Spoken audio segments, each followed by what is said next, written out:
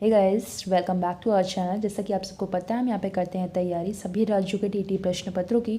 और फिलहाल यहाँ पे तैयारी कर रहे हैं डेट बीटीसी का नेक्स्ट लेवल, यानी कि हम बात कर रहे हैं सीटेट और उसके साथ में अदर स्टेट टीटीज़ के। तो चलिए यहाँ पे बात करते हैं बाल विकास के रिमेनिंग जो आपके 15 क्वेश्चन रह गए थे उनके।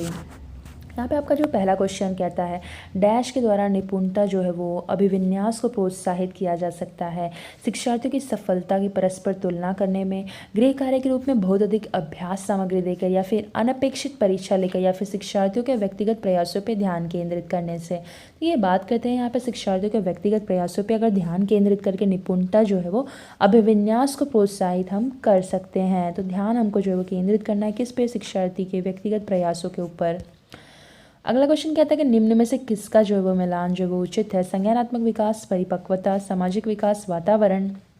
संवेगात्मक विकास, परिपक्वता, शारीरिक विकास जो है वो वातावरण। तो ये हम यहाँ पे अगर बात करते हैं तो जो भी हमारे सामाजिक विकास का सीधा सीधा संबंध जो है वो वातावरण से होता है कि उस समाज में ही हम जो है वो सारी चीज़ें सीखते हैं और ये हमारे वातावरण को जो है वो अफेक्ट भी करता है। तो छात्र को जैसा परिवेश मिलेगा, जैसा वातावरण रहेगा, जैसा एनवायरनमेंट रहेगा, उसी के अकॉर्डिंग जो है उसका जो है वो सोशल डेवलपमेंट भी होगा, उसी के हिसाब से सब रहेगा उसका। ठीक है, तो यहाँ पे जो सही है वो है आपका सामाजिक विकास, वातावरण जो है ये जो है उचित मिला ना, बाकी सब जो है वो रॉन्ग दिया है। अगले क्वेश्चन की अगर हम बात करें तो डैश के अतिरिक्त जो है वो निम्नलिखित सभी तथ्य जो है वो संकेत करते हैं कि भाई बच्चा जो है वो कक्षा में संवेगात्मक और सामाजिक रूप से समायोजित है। तो भाई चुनौतीपूर्ण कार्यों पर ध्यान केंद्रित करना और उन्हें जो है वो दृढ़तापूर्वक करते रहना, या फिर क्रोध और हर्ष दोनों को प्रभावी रूप से प्रबंधित करना, या फिर हम उम्र साथियों के साथ में जो भी प्रतियोगिताएं हैं उस पर जो है दृढ़तापूर्वक ध्यान केंद्रित करना, या फिर हम उम्र साथियों के साथ मधुर संबंधों का विकास करना। यहाँ पे अगर हम बात करते हैं हम उम्र साथियों के साथ जो भी प्रतियोगिताएं हैं उस पर दृढ़तापूर्वक ध्यान केंद्रित करने के अतिरिक्त निम्नलिखित सभी तथ्य जो है संकेत करते हैं कि बच्चा कक्षा में संवेगात्मक और सामाजिक रूप से समायोजित है। ठीक, तो यहाँ पे आपका जो सी उत्तर है ये सही है कि हम उम्र साथियों के साथ जो है प्रतियोगिता पे दृढ़तापूर्वक जो है, मतलब बोलते हैं ना कॉन्सेंट्रेट करके एकदम से ध्यान केंद्रित करना है। आइए बढ़ते हैं नेक्स्ट क्वेश्चन की तरफ। यहाँ पे तो अगला क्वेश्चन हमारा कहता है, निम्न में से कौन सा कथन जो है वो बच्चे के विकास में परिवेश की भूमिका का समर्थन करता है? तो भाई पिछले कुछ दशाब्दियों में बुद्धि लब्धांक जो है परीक्षा शिक्षार्थियों के औसत प्रदर्शन में लगातार वृद्धि हुई है, या फिर एक समान जुड़वा बच्चे जिसका लालन पालन भिन्न घरों में हुआ है उसकी बुद्धि लब्धि जो है वो 0.75 के समान उच्च है, या फिर शारीरिक रूप से जो है स्वस्थ बच्चे अक्सर नैतिक रूप से जो है वो अच्छे पाए जाते हैं, या फिर कुछ शिक्षार्थी सूचना को जल्दी प्रक्रमण करते हैं जबकि उसी कक्षा के अन्य विद्यार्थी ऐसा नहीं कर पाते हैं। लेकिन यहाँ पे अगर हम बात करते हैं पिछले कुछ अगर दशकों में बुद्धि लब्धांक परीक्षा में जो शिक्षार्थियों की औसत प्रदर्शन में लगातार वृद्धि हुई है ना, तो इसमें यही तथ्य है कि भाई जो भी पिछले कुछ दशकों में ऐसा कुछ अधिगम का वातावरण बन रहा है जिसमें बच्चे जो है वो सुलभता से अपने अपने आप को जो है समायोजित कर पा रहे हैं, और इसी वजह से जो ये औसत प्रदर्शन में इनके लगातार वृद्धि हुई है। ठीक, यहाँ पे जो आपका उत्तर ए है वही आपका बिल्कुल सही होगा कि पिछले कुछ शताब्दियों में कह सकते हैं, कुछ दशकों में जो बुद्धि लब्धांक की परीक्षा है ये शिक्षार्थियों के औसत प्रदर्शन में लगातार इसलिए वृद्धि हो रही है, इसीलिए जो इसका भूमिका का ये समर्थन करता है। अगला क्वेश्चन क्या कहता है कि समाजीकरण में सम्मिलित है क्या सांस्कृतिक संरचना और क्या व्यक्तित्व विकास, बच्चों को लेबलों में समायोजित करना, संवेगात्मक समर्थन उपलब्ध कराना, या फिर विद्रोहियों को निरुत्साहित करना। तो देखिए समाजीकरण भैया वह प्रक्रिया है ना जिसके माध्यम से मनुष्य समाज के विभिन्न व्यवहार, रीति रिवाज, गतिविधियाँ, ये सारी चीज़ें यहाँ से वो सीखता है। ठीक है, तो जैविक अस्तित्व के सामाजिक अस्तित्व में मनुष्य का रूपांतरण भी समाजीकरण जो है इसके माध्यम से ही होता है। ठीक, तो इसलिए जो समाजीकरण में सांस्कृतिक विकास, ये जो संरचना है इसकी, और जो व्यक्तित्व विकास होता है ये इसमें जो है वो सम्मिलित है। ठीक है, सांस्कृतिक संरचना, संचरण और जो है व्यक्तित्व विकास। नेक्स्ट क्वेश्चन है कि भाई एक शिक्षिका दो समान गिलासों को प्रदर्शित करती है, दो जूस की समान मात्रा में भरे हैं, वह उन्हें दो भिन्न गिलासों में खाली करती है जिसमें से एक लंबा है और दूसरा जो है चौड़ा है। वह बच्चों को उस गिलास की पहचान करने के लिए कहती है कि जिसमें जूस ज़्यादा है, और बच्चे जो है प्रत्युत्तर देते हैं कि लंबे गिलास में जूस ज़्यादा है। तो शिक्षिका बच्चों को डैश कठिनाई है। भैया क्या हो रहा है यहाँ पे, हम केंद्रिता, विकेंद्रीकरण, पलटवारी यानी कि रिवर्सिबिलिटी का कॉन्सेप्ट समझा रही है या फिर समायोजन सिखा रही है। देखिए यहाँ पे जो टीचर सिखा रही है ना, देखिए ऐसे टाइम में ना उत्तर जो दिए रहते हैं ना मोस्टली आपको देखो इंग्लिश में यहाँ पे एक ही लिखा है, यही उत्तर रहा है आपका। ठीक है, पलटवारी सिखा रही है यानी कि एग्जैक्टली रिवर्सिबिलिटी का कॉन्सेप्ट जो है वो उनको क्लियर कर रही है कि भैया जूस उतना ही है बट खाली मैंने बर्तन चेंज किया, एक बड़ा है और एक जो है वो चौड़ा है, जूस उतना ही भरा है उसमें। ठीक है, जूस उतना ही है लेकिन इसमें ज़्यादा दिख रहा है, क्यों भाई, बर्तन जो है वो लंबा है। ठीक है, तो उसका वॉल्यूम भी उसी टाइप से रहेगा। ठीक, तो यहाँ पे जो वो रिवर्सिबिलिटी का कॉन्सेप्ट जो है वो सिखा रही है। तो पलटवारी गुण में होता क्या है कि इसमें कठिनाई होने के कारण बच्चे जो है लंबे गिलास में ज़्यादा दूध का आंसर दे रहे हैं ना, तो इस स्तर पे बालकों में संरक्षण का गुण जो है वो विद्यमान नहीं होता है। ठीक, और इसी को जो है वो क्या कर रही है, बालक जो है वो मानसिक क्रम के प्रारंभिक बिंदु पे जो है वो पुनः नहीं लौट पाता है कि भैया मतलब ज़्यादा किस में है कम किस में है, समझ ही नहीं रहा है, तो जो ज़्यादा दिखता है बता देते हैं। एग्जैक्टली उनको सीखना है, यही चीज़ तो सीखना है ना कि रिवर्सिबिलिटी का कॉन्सेप्ट, भाई रिवर्स उसको पलट दिया भाई दूसरे इसमें है, तो फिर पता चलेगा ना कि भाई ये दोनों में तो सेम ही था, तो फिर इसमें ज़्यादा क्यों इसमें कम क्यों है, तो उनको यहाँ पे पता चलेगा। ठीक,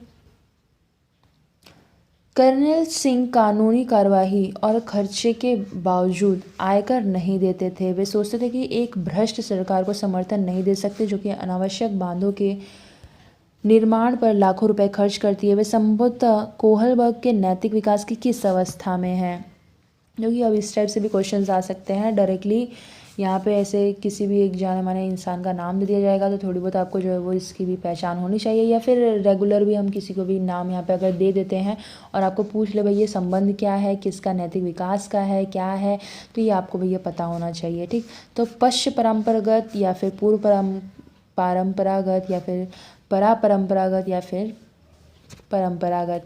देखिए यहाँ पे अगर हम बात करें कि भैया ये कौन सी अवस्था में है, तो नैतिक विकास की अगर हम बात करें तो ये तृतीय यानी कि सर्वोच्च स्तर पे व्यक्ति जो है वो उन नैतिक मूल्यों और नैतिक सिद्धांतों को कहते हैं ना कि परिभाषित करने के लिए स्पष्ट प्रयास करने लगते हैं जिनकी सामाजिक दृष्टि में वैधता जो होती है वो उपयोगी होती है, यानी कि यहाँ पे पश्च परंपरागत की हम बात कर रहे हैं। ठीक है, अब इनसे जो होता है ना परंपरागत मूल्य होते हैं, नियम होते हैं, सिद्धांत होते हैं, ये इनसे सबसे भिन्न होते हैं। ठीक, अब उसमें जो है वो स्वनिर्धारित नैतिक सिद्धांत जो है इसके प्रति जो निष्ठा होती है और उसके जो अनुसरण करने की भावना होती है इस पर ये डिपेंड करता है।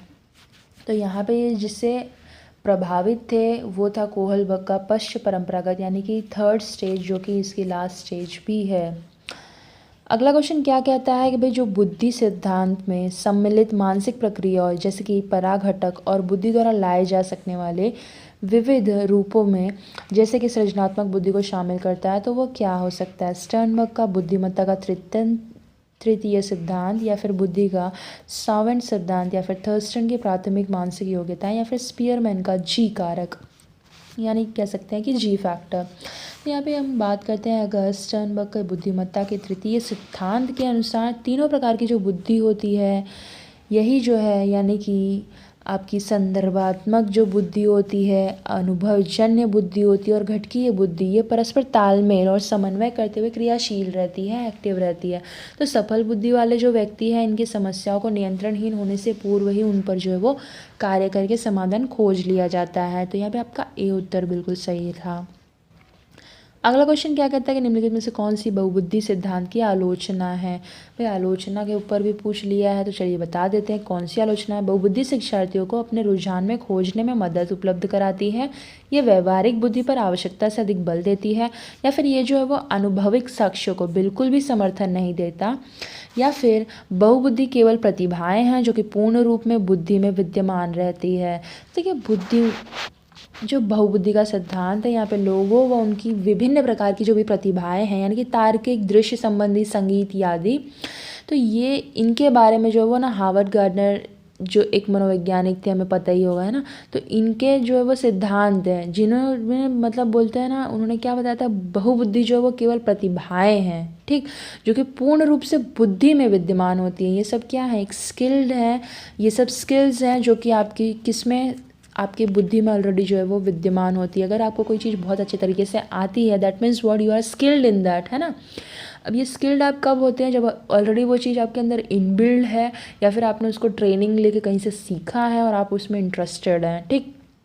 तो ये जो है वो पूर्ण रूप से बहुबुद्धि सिद्धांत की ये क्या है, आलोचना करता है कि भैया आपके मतलब दिमाग में जो है वो ये पहले से है, आप पहले से स्किल्ड होके आए, मतलब बोलते हैं ना मम्मी के पेट में से भैया हम सीख के आए हैं।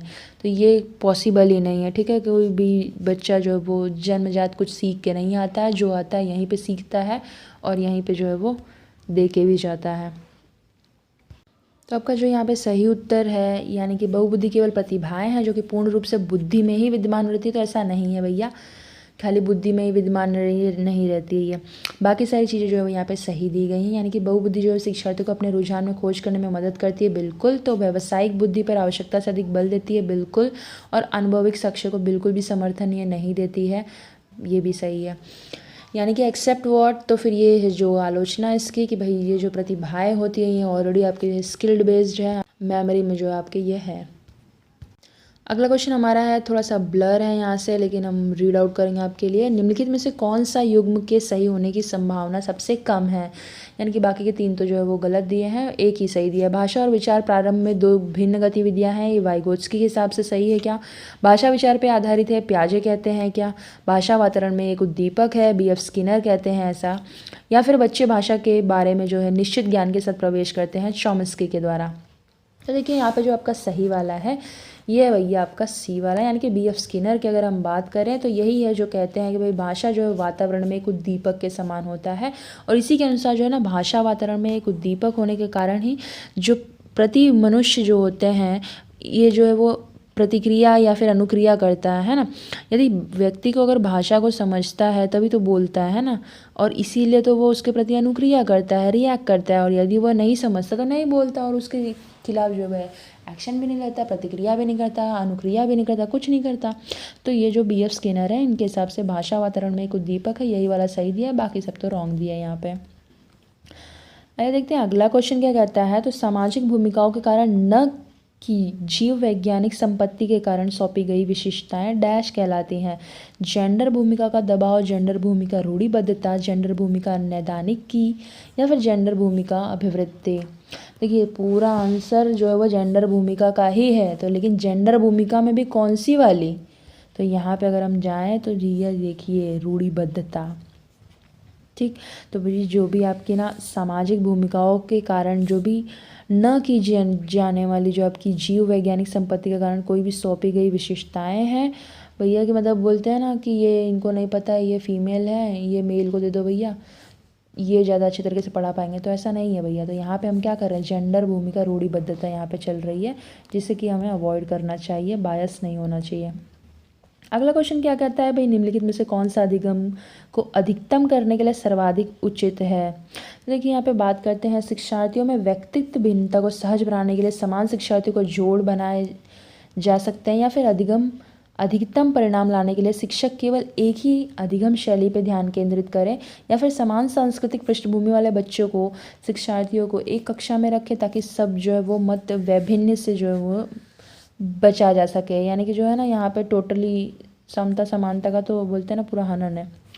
शिक्षिका को अपने संज्ञानात्मक शैली के साथ साथ अपने शिक्षार्थियों की संज्ञानात्मक शैली की जो है वो पहचान भी करनी चाहिए। तो यहाँ पे ये बिल्कुल सही है कि जो है यहाँ पे अधिगम के लिए अधिकतम करने के लिए सर्वाधिक उचित यही है कि भाई शिक्षक को अपने संज्ञानात्मक शैली के साथ साथ अपने शिक्षार्थियों की संज्ञानात्मक शैली की जो है वो पहचान करनी चाहिए।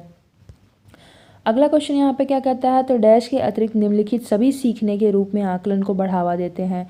अवसर लेने हेतु शिक्षार्थियों के लिए एक सुरक्षित वातावरण का निर्माण करना, या फिर पढ़ाए गए विषय पर मनन करने के लिए शिक्षार्थियों को कहना, या फिर जितनी संभावना हो शिक्षार्थियों को लगातार परीक्षण लेना, या फिर शिक्षार्थियों को आंतरिक पृष्ठ पोषण लेने के लिए कहना। देखिए यहाँ पे अगर हम बात करें शिक्षार्थियों को सीखने का आकलन लेकर, तो उनके लगातार परीक्षण लेने से नहीं होता है, बल्कि शिक्षार्थियों को आंतरिक पृष्ठ पोषण जो कि पाठ शिक्षक कक्षा कक्ष में पढ़ाता है तो उसे अपने आप ही मनन करना और एक सुरक्षित वातावरण का निर्माण करना, ये सारी चीज़ें जो है इसको बढ़ावा देंगी आकलन को। ठीक है, तो जितनी संभावना हो शिक्षार्थियों से लगातार जो है वो परीक्षण लिया जाना चाहिए। इसीलिए आजकल देखो केवीएस वगैरह में देखो हर एक चीज़ का, आपने एक चैप्टर पढ़ा है ना, टेस्ट दो, दूसरा चैप्टर पढ़ाया टेस्ट दो, बुक चेक करो, हर एक चीज़ एकदम बोलते ना डिसेंटली वहाँ पे चलती है।